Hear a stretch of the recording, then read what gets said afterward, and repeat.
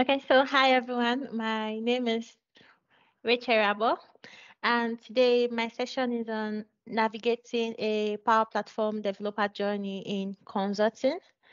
Because if you take it this way, it's more of being having a skill set, having a consultant skill set. Because when we are a developer, we just think about codes, programming languages, building solutions from ground up, the end-to-end solution. But there are also a lot of things to point out on, and that is what we are going to be talking about today. And my name is Rachel Irabor. I'm glad to be here on the Global Power Platform Bootcamp 2024 Germany. So I'm a Nigerian, currently staying in Malta, and I love cats. I also love attending Power Platform events. I also love speaking at events. So you can see all of my pictures. And then the agenda we have for today is to talk about the relationship between developers and consultants, understanding the difficulties that developers face. At least, especially for me, I know I had a lot of issues because there's one thing to understand is that while learning, let's put it in this way, while learning a platform, it's advisable to learn and build, like build on projects. So we are going to talk about that and also talk about the importance of soft skills. A lot of persons, they think about, okay, upskill your technical skills, they don't think about your soft skills, like things like communication and every other thing in soft skills. It's not really thought about. It's put at the back burner that, okay, this is not really important. What is important is my technical skills. And the last thing we are going to be talking about is identifying key consulting skills essential for developers. Okay, so what is the relationship between developers and consultants? Do we have developers in the call? Is there any developer or consultant on the call? You I can am both of just, them. So okay, yeah, yeah, I, okay. I served both the roles, so quite familiar with That's the roles. that's awesome. That's nice. And if anybody else, you can just drop a comment, just say hi, so that you can just represent. Yeah. Okay, so the relationship between developers and consultants, they work on the same projects together, where the developers is building the solution mostly, and also the consultants, the major role they have is kind of picking up requirements from the client, with like breaking down complex requirements, project delivery, making sure that everything goes on smoothly. And then the developers is like building the end-to-end solution. But I understand that in most organizations, consultants, they build too, like they also build, but not that complex things like actually breaking the platform and most things. There are some things that the developers do that the consultants do not actually do. But the relationship between them is just like team collaboration where one is building and the other person is making sure that the project is going fine and also the requirement is being met. And one other thing to also point out is understanding the difficulties developers face. So what are these difficulties that developers face? We work every day on your system, morning to evening, working on your system, building solutions. But I think there's something I have noticed that I can use myself as an example that I have faced is actually I myself have faced was actually actually understanding what this particular requirement is saying. What is this requirement saying? Because when they have a project, the first thing they think about the design. Like I'm saying all of this. What this means is that there's going to be a control in the app. This with this solution, this app is going to have 5 screens. It's going to have 4 screens. Let's relate it more to Power Platform. There's going to be deep linking inside of the app. There's going to be that. There's going to be this. But they don't really think about, okay, this requirement that has been given by the clients or by the customer, what is it saying? What is this particular requirement saying? And I think another thing too that developers face is not understanding, not understanding the requirements clearly. Like not understanding the requirements clearly, where there is a back and forth. There has to be a back and forth, like, okay, this has been done, this particular task has been done. And then, okay, for instance, it's been the collaboration is working on Microsoft Azure DevOps, and then you are given a task to do to actually build something, and you have to go back and forth to understand, okay, you have done this, and it has to be returned back to you that this is not what the requirement is saying. So I think one of the things is that is developers understanding the requirements fully, or having a clear understanding of what the client needs. Because being a developer is not just building solutions. That is not what being a developer means, at least for me. It's not just building solutions, building end-to-end solutions, asking, okay, waiting for, because if you are thinking of, for instance, if you are thinking of having your own consulting company, your own startup or consulting company as a developer, if you do not have these skills of being able to translate a client's requirements, having the soft skills and being able to manage, how are you going to be able to get customers? How are you going to be able to build projects with your clients? So another thing I also think that developers also face is being able to ask the right questions. Being able to ask the right questions. So when most times customers, most times they do not understand what they need. Like they do not understand what they need, especially when the platform is kind of new to them. Like you, okay, maybe they come to you and they say, okay, I we have so many licenses in their they have so many licenses in their business. They have Power Platform, they have different platforms licenses in their business, and they have a problem that they want to solve. So okay, you have suggested to them that, okay, you can use you can use Power Platform. Okay, and they start explaining to you, maybe they can use Power Apps, or you suggest they can use that Power Apps and Power Automate will be a very good tool to use to resolve this particular problem. It'll be a very good tool to use to solve this particular problem. And them not being used to this platform, and they start explaining to you, okay, this is what we need, this is the requirements we need. There are some points that you have to ask questions. Like you have to ask questions. Okay, let me say, for instance, there is a scenario where you are asked to create an approval process, a three-step approval process for a business, and at the end of it, it goes to a financial team to pay. Okay, let me say, for instance, an invoice, a three-step approval process for an invoice, and at the end of it, it goes to a financial team to pay for that invoice. In between those three, in between those three approval processes, there are questions to be asked. What what is happening for each step of the approval? Like, okay, you have explained that this particular process is a three-step. This particular process is a three-step approval process. So what is happening for the first approval? Who is this approval going to? When the first approval rejects or accepts the request, what happens? So most times we just get the question that, okay, this is a three approval process, and we just go ahead with building it. You will just go ahead with building it. We don't think about the different scenarios. Like, okay, if this happens, what is going to happen next?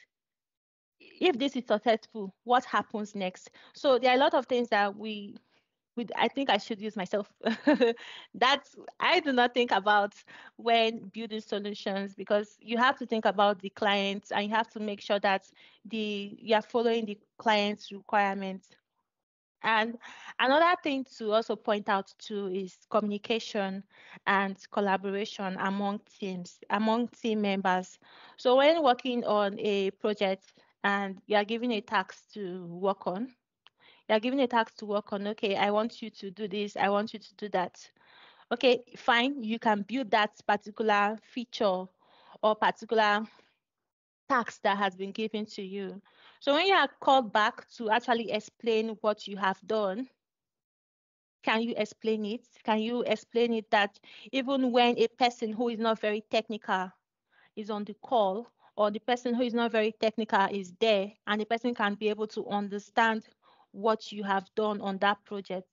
These are the things that are very important to know. Being able to communicate clearly of what has been done in the project, and also being able to update the team that this is what is happening from your end.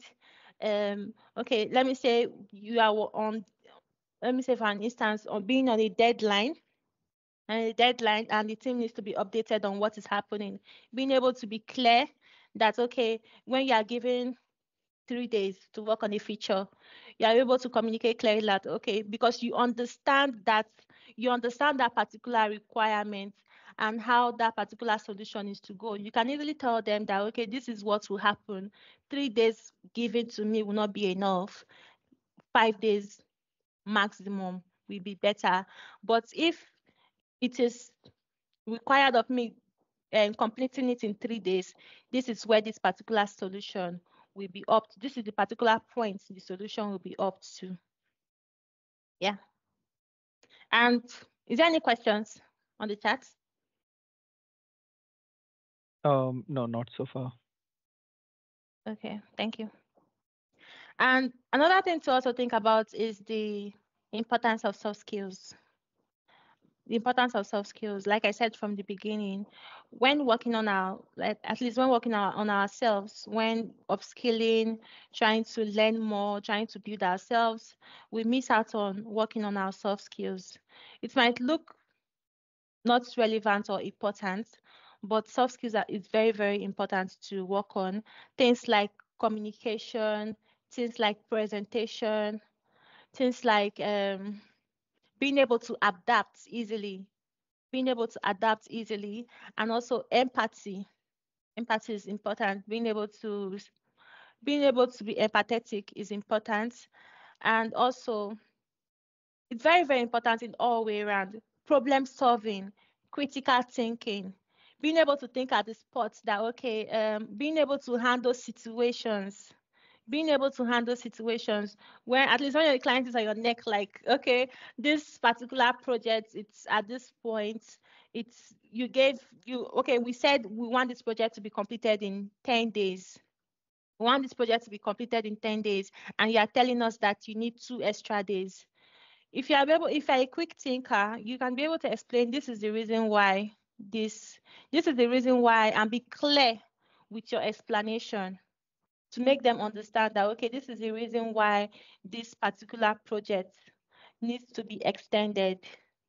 Because if you do not explain, how will they understand that this is the reason why the project needs to be extended? Yeah. And then we're talking about identifying key consulting skills essential for developers. Consultants on the call, do you want to drop on the chat skills that you think that developers should know? I think understanding the business requirement very well could be one of the point. Yes, good. Yeah, definitely. Is there any other thing? Is there anybody suggesting anything? You can drop on the chat. You can also, from your own experience with working with developers and also working, what do you think what knowledge or skills do you think developers should work on? Because I think that they should work on their communication, which I have pointed out before now. They should work on their communication skills. Communication is very important. Being able to communicate clearly, and also listening. Listening is very important. Being able to listen to people, being an active listener, not just listening, but being an active listener, and also understanding the client's requirements. I think one thing to point out here is actually understanding the client's business first, at least to give you a clearer understanding. Maybe you have a client that works on estate management, and the client comes to you. The client tells you that, okay, this is the requirement they need. This is what they need. They want to be able to calculate. They want to be able to have an application to be able to record data. They want to have Power Automate to automate different things in the business. With you having a clear understanding that, okay, this particular company or this particular business they actually work on estate management. At least that makes it a bit easier for you, being able to understand what they do, what's the company, what are they focused on. That is good. And also understanding the client's requirements and being able to translate the client's requirement, like everything the client has said from this, the client has said, what does this mean as a developer? What does this mean for me? The client has said that, okay, let's put it in this way. Let me think of something. Let's put it in this way, a leave management tracker. At least this is popular, a leave management tracker in a, let's say this is, for instance, this is an internal project where they want that a performance manager, when a colleague or an employee is going for leave, they get to request in a Power Apps application. They get to request in a Power Apps application that, okay, I'm going for a leave. You get to select the type of leave in the app, whether a vacation leave, a sick leave, a maternity leave, a paternity leave. You get to select the type of leave. You get to either the performance manager is a dynamic name showing on the screen, or is something they have to select from their application. Who is their manager? Like, who is going to be accepting this request? If they want a comment to be there, like what they want a comment to be there, or just want them to select a leave request.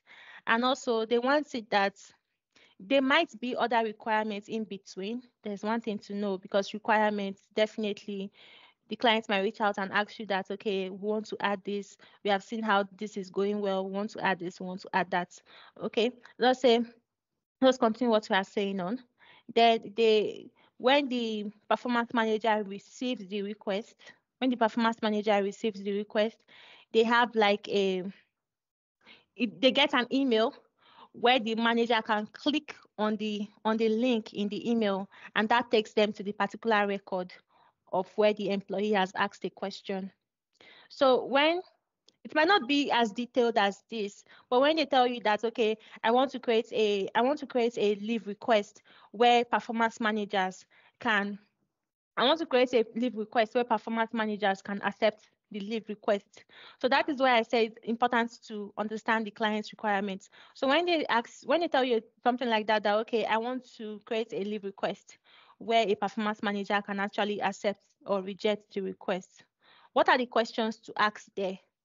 You have to ask, okay, when the performance manager gets the email, what happens? What data are we collecting? You have to think about that. What data are we collecting? And that is when your entity relationship diagram comes in. You have to understand your entity relationship diagram. You have to understand what data are you collecting, what data types are going to be these data, and also if there are going to be relationships, if they are going to be a table relationship for this particular project or this particular solution. So I think being a developer is all around. You don't have to be I'm not saying you have to be a consultant, but there are just few knowledges that you need to know to actually help you scale help you scale the business and actually help you understand. Because when you have a clear understanding on when you know what to do before working on a project, it makes things easier. It makes the process easier. It will not be a back and forth process where you have to go back to someone to ask, okay, I have gotten to this point. What is the next thing to do? This requirement, what does this requirement mean? What am I going to be doing here? This is not very clear. What can I do here? So, and another part is critical thinking. So that's why I said I pointed out about the importance of soft skills. So that's why I pointed out the importance of soft skills. If you're working on your technical skills, it should be alongside. Work on your technical skills and work on your soft skills. And funny enough, there are a lot of courses online, on LinkedIn, on Udemy, everywhere that are on soft skills, on communication, on listening, on empathy, on critical thinking that you can take. And they're actually really amazing, especially on LinkedIn. They're actually really amazing. And one other part to talk about is teamwork and collaboration. Being able to communicate clearly, being able to give a detailed explanation of what you have done, and being able to okay, most times you might have a meeting, and that meeting will be with team members and clients sometimes, and the clients will be like, okay, I want to know what has been done in this particular project, and you just call your name, you come off the mic, and you're okay. What did you do this week or stuff like that? And you are being very technical with your explanation. When the persons you are speaking to, they don't really know. They just know that okay, Power Apps is Power Apps application. You just have to build an app that is performing well. Those are just the what they want. They don't really know the technical aspects of the solution or the technical aspect of how the solution is being built. So you need to understand how to actually communicate in a way that anybody in the room can understand what you are discussing about or what you are explaining.